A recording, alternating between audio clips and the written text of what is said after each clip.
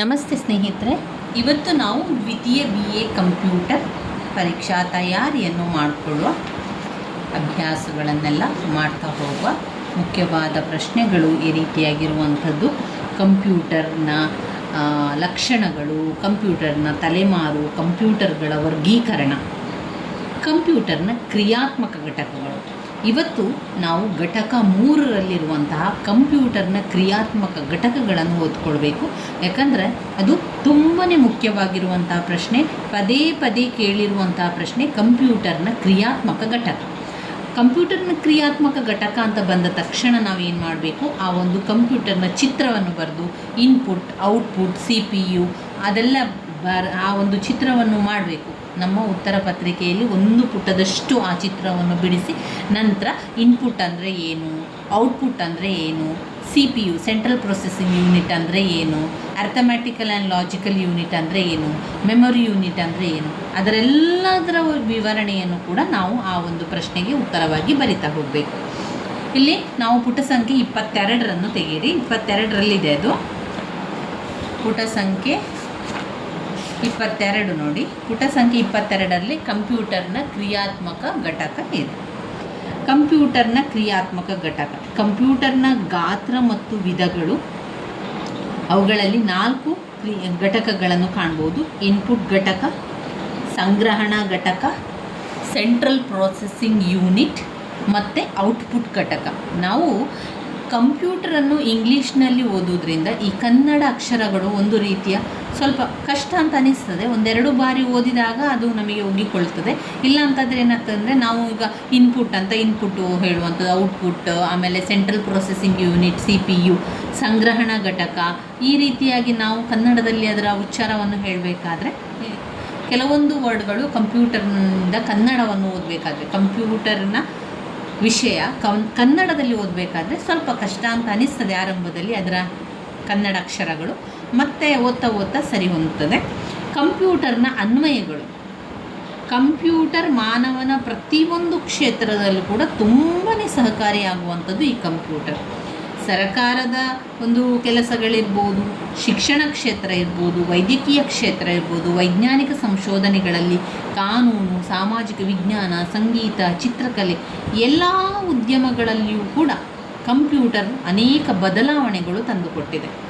ಶಿಕ್ಷಣ, ಲೇವಾದೇವಿ, ವಿಮಾನ ಮತ್ತು ರೈಲ್ವೆ ಮೀಸಲು, ರೋಗ ನಿರ್ಣಯ ಮಾಡಲಿಕ್ಕೆ, ಹವಾಮಾನ ಮುನ್ಸೂಚನೆ ಮಾಡಲಿಕ್ಕೆ, ಕಾರ್ಟೂನ್ ಚಿತ್ರ ನಿರ್ಮಾಣ ಮಾಡಲಿಕ್ಕೆ, ಸ್ಪೇಸ್ ಸಂಶೋಧನೆ ಮಾಡಲಿಕ್ಕೆ, ಮಾಹಿತಿ ತಂತ್ರಜ್ಞಾನ, ಇದಕ್ಕೆಲ್ಲದಕ್ಕೂ ಕೂಡ ಕಂಪ್ಯೂಟರನ್ನು ಅನ್ವಯ ಮಾಡ್ತಾರೆ. ಕಂಪ್ಯೂಟರನ್ನು ಅನ್ವಯ ಮಾಡುವುದರ ಮೂಲಕ ನಮಗೆ ಅದರಿಂದ ತುಂಬಾ ಸಹಾಯಕವಾಗುವಂಥದ್ದು. ಪ್ರತಿಯೊಂದು ಕ್ಷೇತ್ರದಲ್ಲಿಯೂ ಕೂಡ ನಾವು ಈ ಕಂಪ್ಯೂಟರನ್ನು ಬಳಸುವುದರಿಂದ ಕೆಲಸಗಳೆಲ್ಲ ತುಂಬಾ ಬೇಗ ಆಗ್ತಾ ಹೋಗ್ತದೆ.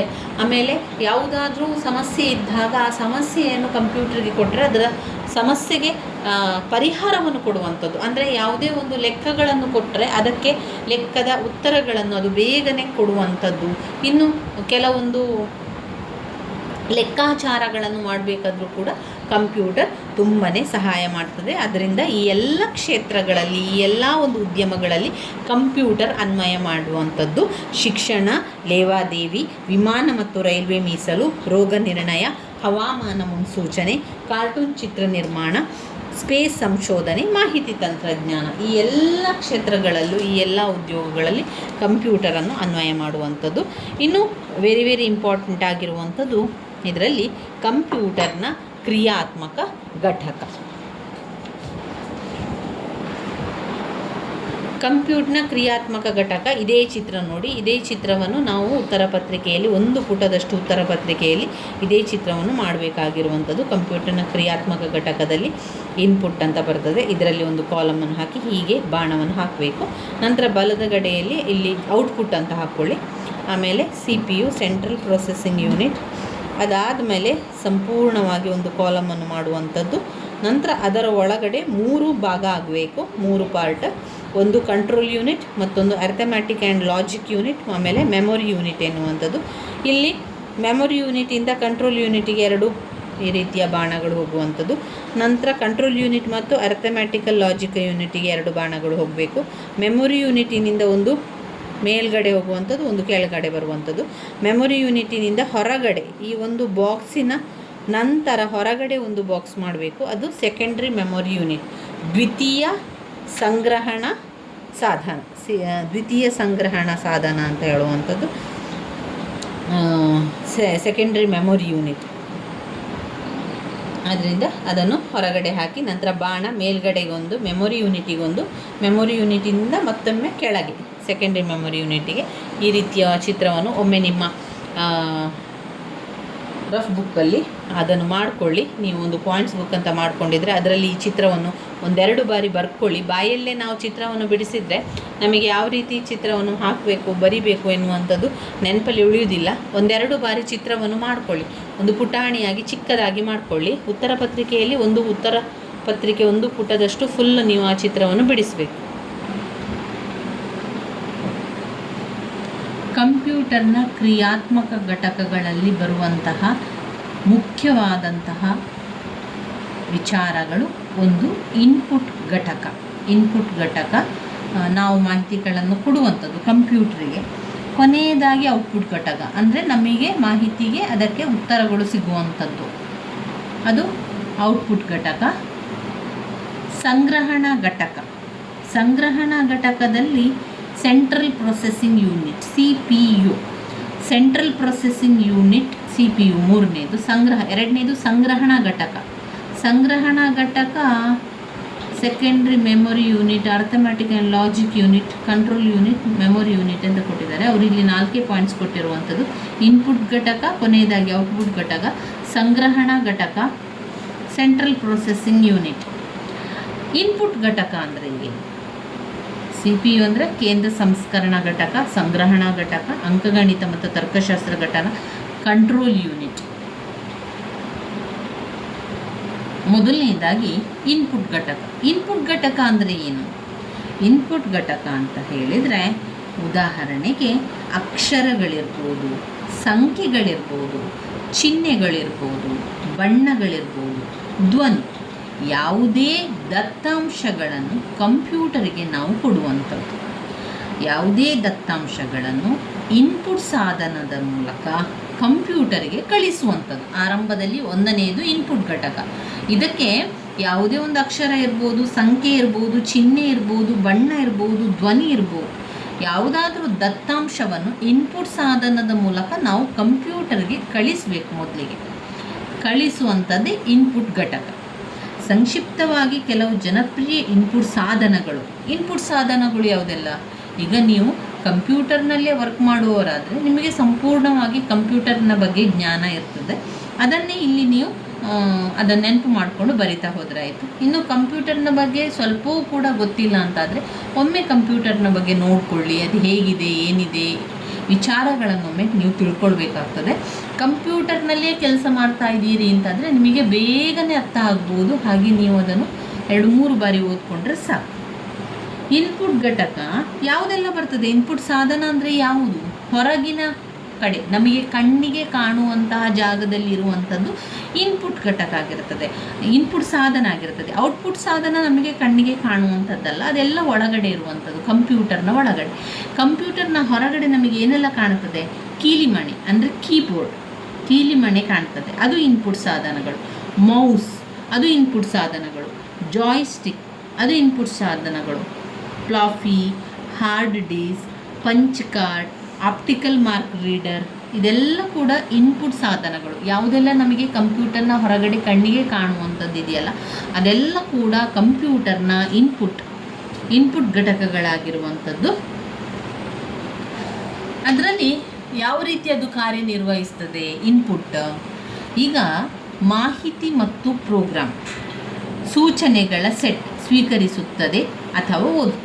ಈಗ ನಾವು ಒಂದು ಮಾಹಿತಿಯನ್ನು ಕಂಪ್ಯೂಟರ್ಗೆ ಕೊಡ್ತೇವೆ. ಆ ಕಂಪ್ಯೂಟರ್ಗೆ ಕೊಡಬೇಕಾದ್ರೆ ಆ ಮಾಹಿತಿಯನ್ನು ಅಥವಾ ನಾವು ಕೊಡುವಂತಹ ಪ್ರೋಗ್ರಾಮನ್ನು ಅದು ಸ್ವೀಕರಿಸ್ತದೆ ಅಥವಾ ಅದು ಓದಿಕೊಳ್ಳುತ್ತದೆ. ಆರಂಭದಲ್ಲಿ ಇನ್ಪುಟ್ ಅದು ನಿರ್ವಹಿಸುವಂಥ ಕಾರ್ಯಗಳ ಬಗ್ಗೆ ಇಲ್ಲಿ ಹೇಳ್ತಾ ಇರುವಂಥದ್ದು. ಅದು ದಶಮಾಂಶ ಮತ್ತು ಸೂಚನೆಗಳನ್ನು ಕಂಪ್ಯೂಟರ್ ಸ್ವೀಕಾರಾರ್ಹ ರೂಪಕ್ಕೆ ಪರಿವರ್ತಿಸುತ್ತದೆ. ಅದೇನು ಮಾಡ್ತದೆ ಇನ್ಪುಟ್, ನಾವು ಕೊಟ್ಟಂತಹ ಮಾಹಿತಿಗಳಿರ್ಬೋದು, ನಾವು ಕೊಟ್ಟಂತಹ ಯಾವುದೇ ಸೂಚನೆಗಳು, ದಶಮಾಂಶ ಮತ್ತು ಸೂಚನೆಗಳನ್ನು ಕಂಪ್ಯೂಟರ್ ಏನು ಮಾಡ್ತದೆ, ಇನ್ಪುಟ್ ಸಾಧನದಲ್ಲಿ ಅದನ್ನು ಸ್ವೀಕರಿಸಿ ಕಂಪ್ಯೂಟರ್ನ ಭಾಷೆಗೆ ಅದನ್ನು ಪರಿವರ್ತನೆ ಮಾಡ್ತದೆ. ಪರಿವರ್ತನೆಯಾದಂತಹ ದತ್ತಾಂಶ ಮತ್ತು ಸೂಚನೆಗಳನ್ನು ಮುಂದಿನ ಸಂಸ್ಕರಣಾ ಕಾರ್ಯಕ್ಕೆ ಪೂರೈಸುತ್ತದೆ. ಇವಿಷ್ಟು ಇನ್ಪುಟ್ ಸಾಧನದ ಕಾರ್ಯಗಳನ್ನು ಹೇಳುವಂಥದ್ದು, ಇನ್ಪುಟ್ ಘಟಕದ ಕಾರ್ಯಗಳು. ಯಾವುದೆಲ್ಲ ಬರ್ತದೆ, ಮಾಹಿತಿ ಮತ್ತು ಪ್ರೋಗ್ರಾಮ್ಗಳನ್ನು ಸ್ವೀಕರಿಸ್ತದೆ ಮತ್ತು ಅಥವಾ ಓದ್ತದೆ. ದತ್ತಾಂಶ ಮತ್ತು ಸೂಚನೆಗಳನ್ನು ಏನು ಮಾಡ್ತದೆ, ಕಂಪ್ಯೂಟರ್ ಸ್ವೀಕರಿಸಿ ಅದನ್ನು ಕಂಪ್ಯೂಟರ್ನ ಭಾಷೆಗೆ ಅವುಗಳನ್ನು ಪರಿವರ್ತನೆ ಮಾಡ್ತದೆ. 3 ಪರಿವರ್ತನೆಯಾದಂತಹ ದತ್ತಾಂಶ ಮತ್ತು ಸೂಚನೆಗಳನ್ನು ಮುಂದಿನ ಸಂಸ್ಕರಣಾ ಕಾರ್ಯಕ್ಕೆ ಅದನ್ನು ಪೂರೈಸ್ತದೆ. ಇನ್ನು ಬರುವಂಥದ್ದು ಸಂಗ್ರಹಣಾ ಘಟಕ. ಸಂಗ್ರಹಣಾ ಘಟಕ ಅದು ಸಂಗ್ರಹಣೆ ಮಾಡ್ತದೆ. ಸಂಗ್ರಹಣಾ ಘಟಕ ಮಾಹಿತಿ ಶೇಖರಿಸಿಡುವ ಕಾರ್ಯ ಶೇಖರಣಾ ಘಟಕವಾಗಿದೆ. ಶೇಖರಣೆ 2 ವಿಧವಾಗಿದೆ. ತಾತ್ಕಾಲಿಕವಾಗಿ ಸಂಗ್ರಹಣೆ ಮಾಡುವುದು, ಶಾಶ್ವತವಾಗಿ. ಪ್ರಾಥಮಿಕವಾಗಿ ಸಂಗ್ರಹಣೆ ಮಾಡುವುದು ತಾತ್ಕಾಲಿಕ, ಹಾಗೆ ಶಾಶ್ವತವಾಗಿ ಸಂಗ್ರಹಣೆ ಮಾಡುವಂಥದ್ದು ದ್ವಿತೀಯ ಸಂಗ್ರಹಣಾ ಶೇಖರಣಾ ಘಟಕ ಎಂದು ನಿರ್ವಹಿಸ್ತದೆ. ಅದು ಯಾವುದು, ಸಂಗ್ರಹಣೆ ಮಾಡುವಂಥ, ಇಲ್ಲಿ ಕಂಟ್ರೋಲ್ ಯೂನಿಟ್ ಅಂದರೆ ಅದು ಕಂಟ್ರೋಲ್ ಮಾಡ್ತದೆ. ಅರ್ಥಮೆಟಿಕ್ ಆ್ಯಂಡ್ ಲಾಜಿಕಲ್ ಅಂಕಗಣಿತ ಮತ್ತು ತರ್ಕಶಾಸ್ತ್ರ ಘಟಕ. ಮೆಮೊರಿ ಯೂನಿಟ್ ಸ್ಮರಣೆ ಘಟಕ ಆಗಿರುವಂಥದ್ದು. ಸೆಕೆಂಡ್ರಿ ಮೆಮೊರಿ ಯೂನಿಟ್ ದ್ವಿತೀಯ ಸ್ಮರಣದ ಘಟಕ. ಇಲ್ಲಿ ಸಂಗ್ರಹಣಾ ಘಟಕ ಅಂತ ಕೊಟ್ಟಿದ್ದಾರೆ. ಸಂಗ್ರಹಣಾ ಘಟಕ ಅಂತ ಹೇಳಿದರೆ ಕೇಂದ್ರ ಸಂಸ್ಕರಣಾ ಘಟಕ ಅದು CPU ಬರ್ತದೆ. ಆಮೇಲೆ ಒಂದು ಔಟ್ಪುಟ್ ಇದೆ. ಇಲ್ಲಿ ಸೆಕೆಂಡ್ರಿ ಮೆಮೊರಿ ಯೂನಿಟ್ ಕೂಡ ಇದೆ. ಸಂಗ್ರಹಣಾ ಘಟಕವನ್ನು ಸೆಕೆಂಡ್ರಿ ಮೆಮೊರಿ ಯೂನಿಟ್ ಅಥವಾ ಮೆಮೊರಿ ಯೂನಿಟ್ ಅಂತ ಕರೀತಾರೆ. ಇಲ್ಲಿ ಕೊಟ್ಟಿದ್ದಾರೆ ನೋಡಿ. ಮಾಹಿತಿ ಶೇಖರಿಸಿಡುವ ಕಾರ್ಯ ಶೇಖರಣಾ ಘಟಕ ಆಗಿರುವಂಥದ್ದು. ಶೇಖರಣೆ ಮಾಡುವಂತಹ ಘಟನೆ ಶೇಖರಣಾ ಘಟಕ. ತಾತ್ಕಾಲಿಕ ಪ್ರಾಥಮಿಕ ಸಂಗ್ರಹ ಮತ್ತು ದ್ವಿತೀಯ ಸಂಗ್ರಹ. ಶೇಖರಣಾ ಘಟಕವಾದ ಕಾರ್ಯಗಳೇನೆಲ್ಲ ಇದೆ, ಅದು ದತ್ತಾಂಶ ಹಾಗೂ ಪ್ರೋಗ್ರಾಮ್ಗಳನ್ನು ಸಂಗ್ರಹಿಸುತ್ತದೆ. ದತ್ತಾಂಶ ಮತ್ತು ಪ್ರೋಗ್ರಾಮ್ಗಳನ್ನು ಸಂಗ್ರಹಿಸುತ್ತದೆ. 2, ಇದು ಪ್ರಕ್ರಿಯೆಯ ಮಧ್ಯಂತರ ಫಲಿತಾಂಶಗಳನ್ನು ಸಂಗ್ರಹಿಸುತ್ತದೆ. ಇದು ಪ್ರಕ್ರಿಯೆಯ ಮಧ್ಯಂತರ ಫಲಿತಾಂಶಗಳನ್ನು ಸಂಗ್ರಹಿಸುತ್ತದೆ. 3, ಪ್ರಕ್ರಿಯೆಯ ಅಂತಿಮ ಫಲಿತಾಂಶಗಳು ಔಟ್ಪುಟ್ ಘಟಕದಿಂದ ಹಾದು ಹೋಗುವ ಮೊದಲು ಇದರಲ್ಲಿ ಸಂಗ್ರಹಿಸುತ್ತದೆ. ಪ್ರಕ್ರಿಯೆಯ ಅಂತಿಮ ಫಲಿತಾಂಶಗಳು ಔಟ್ಪುಟ್ ಘಟಕದಿಂದ ಹಾದು ಹೋಗುವ ಮೊದಲು ಇದರಲ್ಲಿ ಸಂಗ್ರಹಿಸುತ್ತದೆ. ಇದು ಸಂಗ್ರಹಣಾ ಘಟಕ. ಅದರಲ್ಲಿ ಪ್ರಾಥಮಿಕ ಸಂಗ್ರಹಣಾ ಘಟಕ ಇದೆ, ದ್ವಿತೀಯ ಸಂಗ್ರಹಣಾ ಘಟಕ ಇದೆ. ಅದಾದ ಮೇಲೆ 3ನೇ ಪಾಯಿಂಟ್ನಲ್ಲಿ ಕೇಂದ್ರ ಸಂಸ್ಕರಣಾ ಘಟಕ. CPU ಸೆಂಟ್ರಲ್ ಪ್ರೊಸೆಸಿಂಗ್ ಯೂನಿಟ್ ಕೇಂದ್ರ ಸಂಸ್ಕರಣಾ ಘಟಕ. CPU ಕಂಪ್ಯೂಟರ್ನ ಮಿದುಳು ಅಂತ ಹೇಳ್ತೇವೆ. ಕಂಪ್ಯೂಟರ್ನ ಮಿದುಳು ಯಾವುದು? ಕಂಪ್ಯೂಟರ್ನ ಮಿದುಳು CPU ಸೆಂಟ್ರಲ್ ಪ್ರೊಸೆಸಿಂಗ್ ಯೂನಿಟ್. ಪ್ರಾಥಮಿಕ ಕಾರ್ಯವೆಂದರೆ ಕಾರ್ಯಕ್ರಮಗಳನ್ನು ಕಾರ್ಯಗತಗೊಳಿಸುವುದು. ಅದರ ಜೊತೆಗೆ CPU ಎಲ್ಲ ಥರದ ಘಟಕಗಳ ಸ್ಮೃತಿಯನ್ನು, ಇನ್ಪುಟ್ ಸಾಧನ, ಔಟ್ಪುಟ್ ಸಾಧನಗಳ ಕಾರ್ಯಾಚರಣೆಯನ್ನು ನಿಯಂತ್ರಿಸುತ್ತದೆ.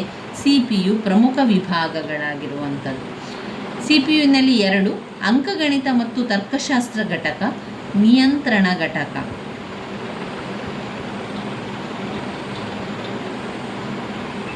ಕೇಂದ್ರ ಸಂಸ್ಕರಣಾ ಘಟಕದಲ್ಲಿ 2 ವಿಧ ಕಾಣ್ತೇವೆ.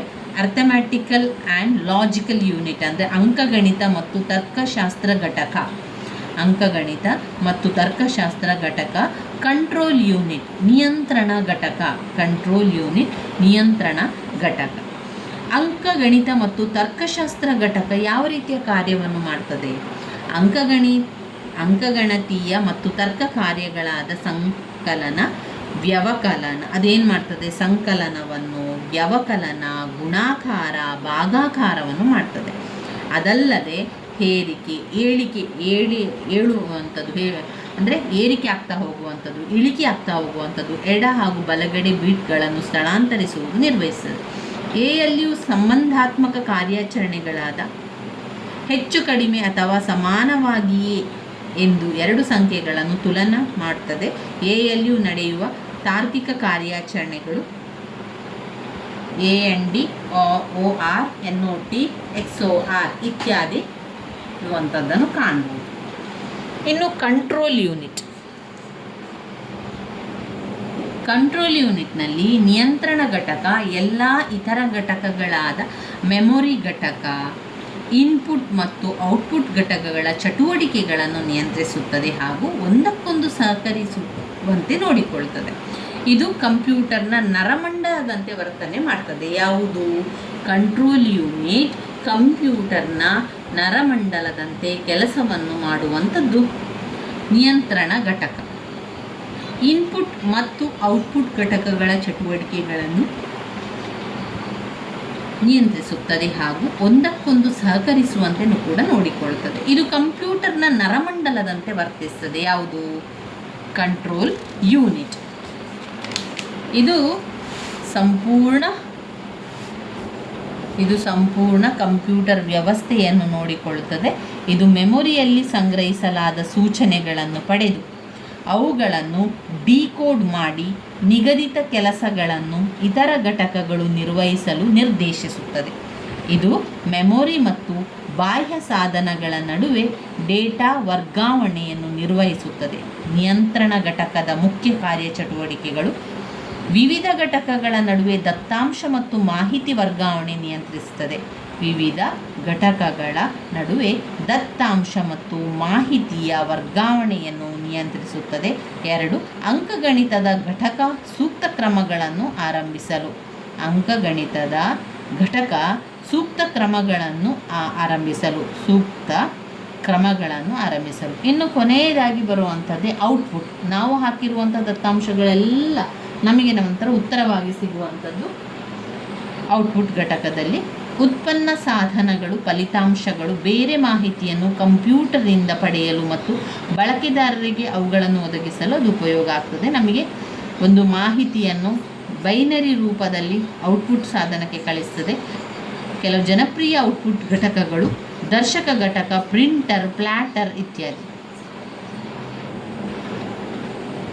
ಔಟ್ಪುಟ್ ಘಟಕದಲ್ಲಿ ಇರುವಂತಹ ಕೆಲವು ಘಟಕಗಳು ಯಾವುದೆಲ್ಲ ನಿರ್ವಹಿಸುವಂಥದ್ದು ಕಾರ್ಯಗಳು ಅಂತ ಹೇಳಿದರೆ, ಇದು ಕಂಪ್ಯೂಟರ್ ನಿರ್ಮಾಣದ ಫಲಿತಾಂಶಗಳನ್ನು ಕೋಡೆಡ್ ರೂಪದಲ್ಲಿ ಸ್ವೀಕರಿಸುತ್ತದೆ. ಇದು ಕಂಪ್ಯೂಟರ್ ನಿರ್ಮಾಣದ ಫಲಿತಾಂಶಗಳನ್ನು ಕೋಡೆಡ್ ರೂಪದಲ್ಲಿ ಸ್ವೀಕರಿಸುತ್ತದೆ. 2. ಈ ಕೋಡೆಡ್ ಫಲಿತಾಂಶಗಳನ್ನು ಮಾನವ ಸ್ವೀಕಾರಾರ್ಹ ರಚನೆಗೆ ಪರಿವರ್ತಿಸುತ್ತದೆ. ಈ ಕೋಡೆಡ್ ಫಲಿತಾಂಶಗಳನ್ನು ಮಾನವ ಏನು ಮಾಡ್ತಾನೆ? ತನಗೆ ಸ್ವೀಕಾರಾರ್ಹ ರಚನೆಗೆ ಪರಿವರ್ತಿಸುತ್ತಾನೆ. ಇದು ಪರಿವರ್ತನೆ ಫಲಿತಾಂಶಗಳನ್ನು ಹೊರಗಿನ ಪ್ರಪಂಚಕ್ಕೆ ಪೂರೈಸುತ್ತದೆ. ಇದು ಪರಿವರ್ತನೆ ಫಲಿತಾಂಶಗಳನ್ನು ಹೊರಗಿನ ಪ್ರಪಂಚಕ್ಕೆ ಪೂರೈಸುತ್ತದೆ. ಯಾವುದು? ಔಟ್ಪುಟ್ ಘಟಕ. ಇಲ್ಲಿ ನೋಡಿ, ಇದೇ ರೀತಿ ಪ್ರಶ್ನೆಯನ್ನು ಅವರು ಕೇಳುವಂಥದ್ದು. ರೇಖಾಚಿತ್ರದ ಜೊತೆಗೆ ಡಿಜಿಟಲ್ ಕಂಪ್ಯೂಟರ್ನ ಕ್ರಿಯಾತ್ಮಕ ಘಟಕವನ್ನು ವಿವರಿಸಿ. ರೇಖಾಚಿತ್ರದ ಜೊತೆಗೆ ಡಿಜಿಟಲ್ ಕಂಪ್ಯೂಟರ್ನ ಕ್ರಿಯಾತ್ಮಕ ಘಟಕವನ್ನು ವಿವರಿಸಿ ಅಂತ ಹೇಳಿದಾಗ ನಾವು ಸಂಪೂರ್ಣವಾಗಿ ಇದನ್ನು ಔಟ್ಪುಟ್ ತನಕ ವಿವರಿಸ್ತಾ ಹೋಗಬೇಕು. ಚಿತ್ರವನ್ನು ಸರಿಯಾಗಿ ಮಾಡಿಕೊಳ್ಳಿ. 1 ಪುಟದಷ್ಟು ಚಿತ್ರವನ್ನು ಬರೆದು ನಂತರ ಇನ್ಪುಟ್ಟನ್ನು ವಿವರಿಸಿ, ನಂತರ ಸಂಗ್ರಹಣ ಘಟಕವನ್ನು ವಿವರಿಸಿ, ಕೇಂದ್ರ ಸಂಸ್ಕರಣ ಘಟಕವನ್ನು ವಿವರಿಸಿ, ಮತ್ತೆ ಅದರಲ್ಲಿ 2 ಪಾಯಿಂಟ್ಸ್ಗಳಿರುವಂಥದ್ದು ಅಂಕಗಣಿತ ಮತ್ತು ತರ್ಕಶಾಸ್ತ್ರ ಗಣಿತ ನಿಯಂತ್ರಣ ಘಟಕ. ಆ 2 ಪಾಯಿಂಟ್ಸ್ಗಳನ್ನು ವಿವರಿಸಿ ನಂತರ ಔಟ್ಪುಟ್ ಘಟಕದಲ್ಲಿ ಕೊಟ್ಟಿರುವಂಥ 3 ಪಾಯಿಂಟ್ಸ್ಗಳನ್ನು ವಿವರಿಸ್ತಾ ಹೋದರೆ ಆಯಿತು. ಅದು ಫಲಿತಾಂಶವನ್ನು ಕೋಡೆಡ್ ರೂಪದಲ್ಲಿ ಕೊಡ್ತದೆ. ಈಗ ಕಂಪ್ಯೂಟರ್ ನಮಗೆ ಫಲಿತಾಂಶವನ್ನು ಕೊಡ್ತದೆ ಅಂತ ಮಾತ್ರಕ್ಕೆ ಅದು ನೇರವಾಗಿ ಕೊಡುವಂಥದ್ದಲ್ಲ, ಒಂದು ಕೋಡಿನ ಮುಖಾಂತರ ಕೊಡುವಂಥದ್ದು. ಕೋಡೆಡ್ ಫಲಿತಾಂಶವನ್ನು ಕಂಪ್ಯೂಟರ್ ನಿರ್ಮಾಣದ ಫಲಿತಾಂಶಗಳನ್ನು ಕೋಡೆಡ್ ರೂಪದಲ್ಲಿ ಸ್ವೀಕರಿಸುತ್ತದೆ. ಆಮೇಲೆ ಕೋಡೆಡ್ ಫಲಿತಾಂಶಗಳನ್ನು ಮಾನವ ಸ್ವೀಕಾರಾರ್ಹ ರಚನೆಗೆ ಪರಿವರ್ತಿಸುತ್ತದೆ. ಕೋಡೆಡ್ ಫಲಿತಾಂಶಗಳನ್ನು ಮಾನವ ಏನು ಮಾಡ್ತಾನೆ? ಸ್ವೀಕಾರಾರ್ಹವಾದ ರಚನೆಗೆ ಪರಿವರ್ತನೆ ಮಾಡುವಂಥದ್ದು. ಇದು ಪರಿವರ್ತನಾ ಫಲಿತಾಂಶಗಳನ್ನು ಹೊರಗಿನ ಪ್ರಪಂಚಕ್ಕೆ ಪೂರೈಸುತ್ತದೆ. ಈ ಒಂದು ಪರಿವರ್ತನೆಯು ಪರಿವರ್ತನಾ ಫಲಿತಾಂಶಗಳನ್ನು ಹೊರಗಿನ ಪ್ರಪಂಚಕ್ಕೆ ಪ್ರೇರಿಸ್ತದೆ. ಇವಿಷ್ಟು ಕಂಪ್ಯೂಟರ್ನ ಕ್ರಿಯಾತ್ಮಕ ಘಟಕ.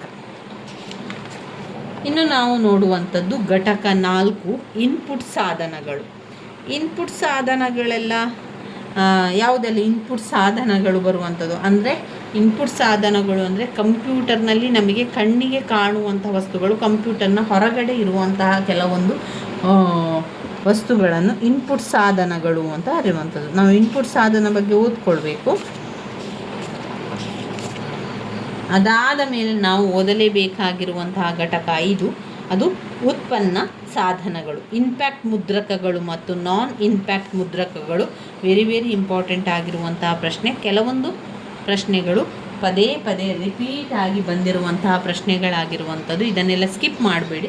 ನಾನಿಲ್ಲಿ ನಿಮಗೆ ತಿಳಿಸ್ಕೊಡುವಂತಹ ಪ್ರಶ್ನೆಗಳೆಲ್ಲವೂ ಕೂಡ ಹಳೆಯ ಪ್ರಶ್ನೆ ಪತ್ರಿಕೆಯಲ್ಲಿ ಪದೇ ಪದೇ ಕೊಟ್ಟಿರುವಂತಹ ಪ್ರಶ್ನೆಗಳಾಗಿದೆ ಸ್ನೇಹಿತರೆ. ನನ್ನ ವೀಡಿಯೋಸ್ ಎಲ್ಲ ನಿಮಗೆ ಇಷ್ಟ ಆಗಿದ್ದರೆ ಲೈಕ್ ಕೊಡಿ, ಶೇರ್ ಮಾಡಿ, ಸಬ್ಸ್ಕ್ರೈಬ್ ಮಾಡಲಿಕ್ಕೆ ಮರಿಬೇಡಿ. ಧನ್ಯವಾದಗಳು.